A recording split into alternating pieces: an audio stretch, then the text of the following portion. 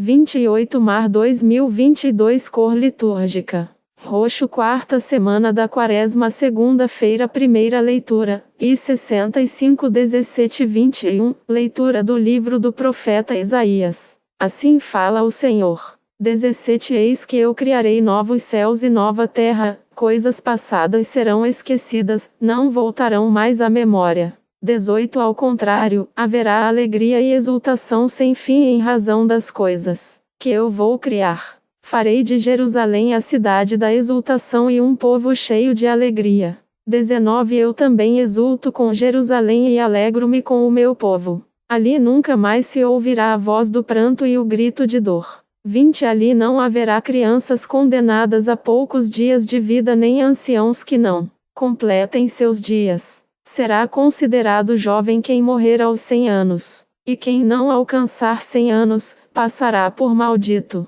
21 Construirão casas para nelas morar, plantarão vinhas para comer seus frutos. Palavra do Senhor. Graças a Deus. Responsório, SL 29 Eu vos exalto, ó Senhor, pois me livrastes. Eu vos exalto, ó Senhor, pois me livrastes. Eu vos exalto, ó Senhor, pois me livrastes, e não deixastes rir de mim meus inimigos. Vós tirastes minha alma dos abismos e me salvastes, quando estava já morrendo. Cantai salmos ao Senhor, povo fiel, dai-lhe graças e invocai seu santo nome. Pois sua ira dura apenas um momento, mas sua bondade permanece a vida inteira. Se à tarde vem o pranto visitar-nos, de manhã vem saudar-nos a alegria. Escutai-me, Senhor Deus, tende piedade. Sede, Senhor, o meu abrigo protetor. Transformastes o meu pranto em uma festa, Senhor meu Deus, eternamente hei de louvar-vos. Evangelho, João 4, 43, 54, O Senhor esteja convosco. Ele está no meio de nós. Proclamação do Evangelho de Jesus Cristo segundo João. Glória a vós, Senhor. Naquele tempo, 43 Jesus partiu da Samaria para a Galileia. 44 O próprio Jesus tinha declarado que um profeta não é honrado na sua própria terra. 45 Quando então chegou a Galileia, os galileus receberam-no bem, porque tinham visto tudo o que Jesus havia feito em Jerusalém durante a festa, pois também eles tinham ido à festa. 46 Assim, Jesus voltou para Caná da Galileia, onde havia transformado água em vinho. Havia em Cafarnaum um funcionário do rei que tinha um filho doente. 47 Ouviu dizer que Jesus tinha vindo da Judeia para a Galileia. Ele saiu ao seu encontro e pediu-lhe que fosse a Cafarnaum curar seu filho, que estava morrendo. 48 Jesus disse-lhe: Se não virdes sinais e prodígios, não acreditais. 49 O funcionário do rei disse: Senhor, desce, antes que meu filho morra. 50 Jesus lhe disse: Podes ir, teu filho está vivo. O homem acreditou na palavra de Jesus e foi embora. 51 Enquanto descia para Cafarnaum, seus empregados foram ao seu encontro, dizendo que o seu filho estava vivo. 52 O funcionário perguntou a que horas o menino tinha melhorado. Eles responderam: A febre desapareceu, ontem, pela 1 da tarde. 53 O pai verificou que tinha sido exatamente na mesma hora em que Jesus lhe havia dito: Teu filho está vivo. Então, ele abraçou a fé, juntamente com toda a sua família. 54 Esse foi o segundo sinal de Jesus. Realizou-o quando voltou da Judeia para a Galileia. Palavra da salvação. Glória a vós, Senhor. Homilia diária. Fortaleça a sua relação com o Pai do Céu. 28 de março de 2022 Veja, meus irmãos, Jesus disse: Seu filho está vivo. Os empregados desse funcionário do rei disseram: O seu filho está vivo. Aquele homem acreditou na palavra de Jesus, aquele homem acreditou no milagre que estava ali diante dos seus olhos. Ele pediu a Jesus que realizasse aquele milagre. Ele desceu com Jesus para Cafarnaum. Ele ouviu os dois anúncios, tanto da parte de Jesus, como da parte dos empregados. E, no final do Evangelho de hoje, diz que ele abraçou a fé.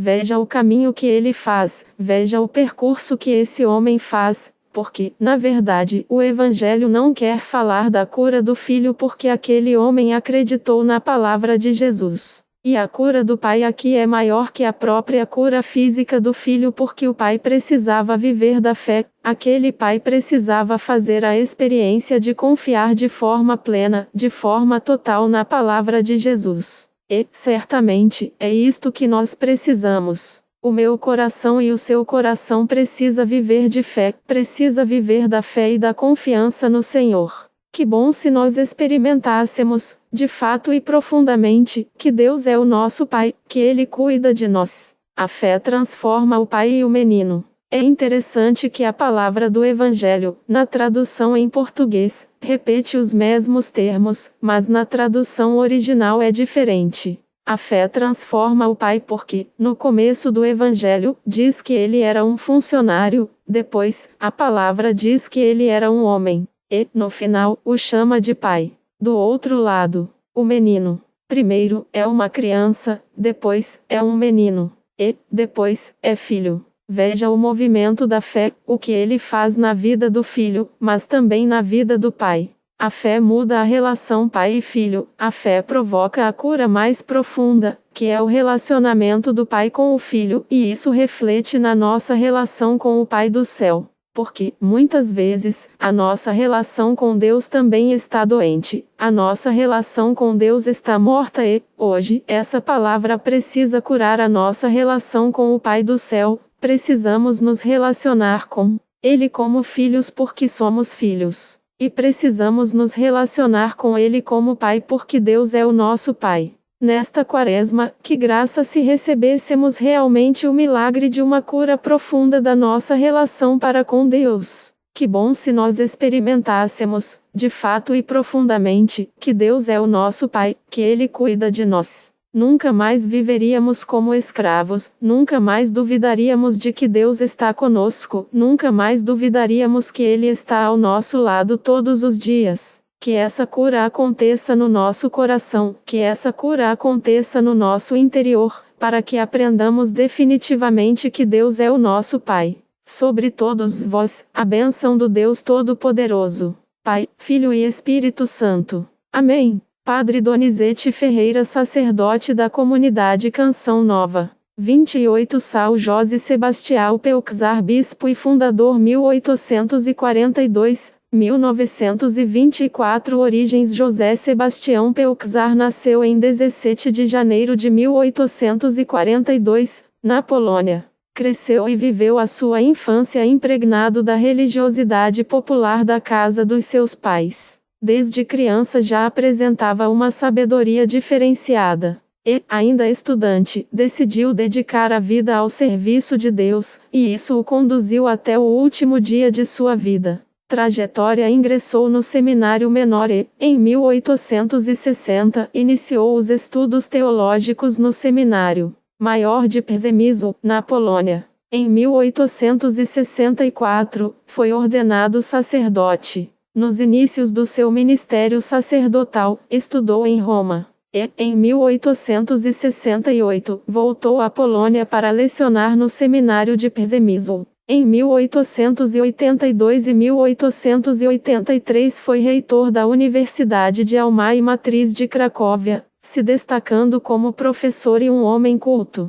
Em 1899, foi nomeado bispo auxiliar de Przemysl. Um ano depois, se tornou bispo titular da diocese. Morreu no dia 28 de março de 1924, deixando o exemplo de um homem que em tudo serviu a Deus, por isso, se consumiu. Vocação: desde jovem apresentou o desejo de servir a Deus. E, certa vez, escreveu em seu diário: os ideais terrenos vão se desvanecendo, vejo o ideal de vida no sacrifício e o ideal do sacrifício vejo-o no sacerdócio. Com 22 anos, quando foi ordenado sacerdote, passou a dedicar a sua vida ao estudo e à caridade. Foi membro da Sociedade de São Vicente de Paulo e da Sociedade de Educação Popular. Usando da inteligência que possuía, fundou centenas de bibliotecas e organizou cursos gratuitos com a intenção de ajudar na formação religiosa e social da época.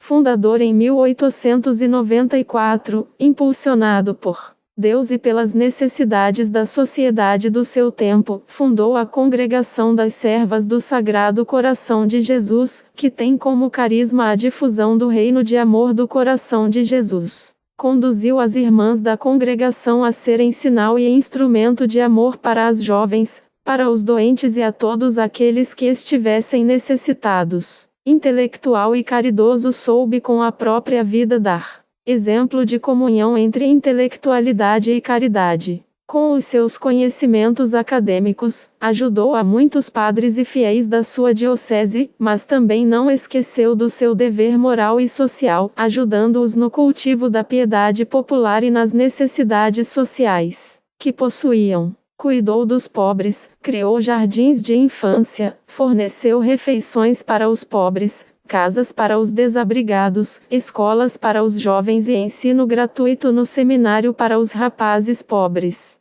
Durante o seu pastoreio, a diocese de Przemysl cresceu na construção de novas igrejas e capelas, a fim de conter a piedade popular do culto ao Sacratíssimo Coração de Jesus e de Nossa Senhora, suscitado por São Sebastião Pelczar. Beatificação e canonização. Foi beatificado em 2 de junho de 1991, na Igreja do Sagrado Coração, em Rzeszów, por São João Paulo II, em ocasião da sua visita à Polônia. Aos 18 de maio de 2003, foi canonizado no Vaticano. Oração. Senhor, que chamaste São Sebastião Pelczar para ser fiel à tua voz e formar um povo para a santidade, ajuda-nos a, seguindo o seu exemplo, caminhar em direção à tua vontade, sem nos esquecer de que somos os primeiros chamados a esta vida de santidade. Amém. A minha oração. Senhor Jesus, como São Sebastião Pelczar, que eu saiba em tudo servir a Deus e por ele me consumir. Amém. São Sebastião Pelczar, rogai por nós.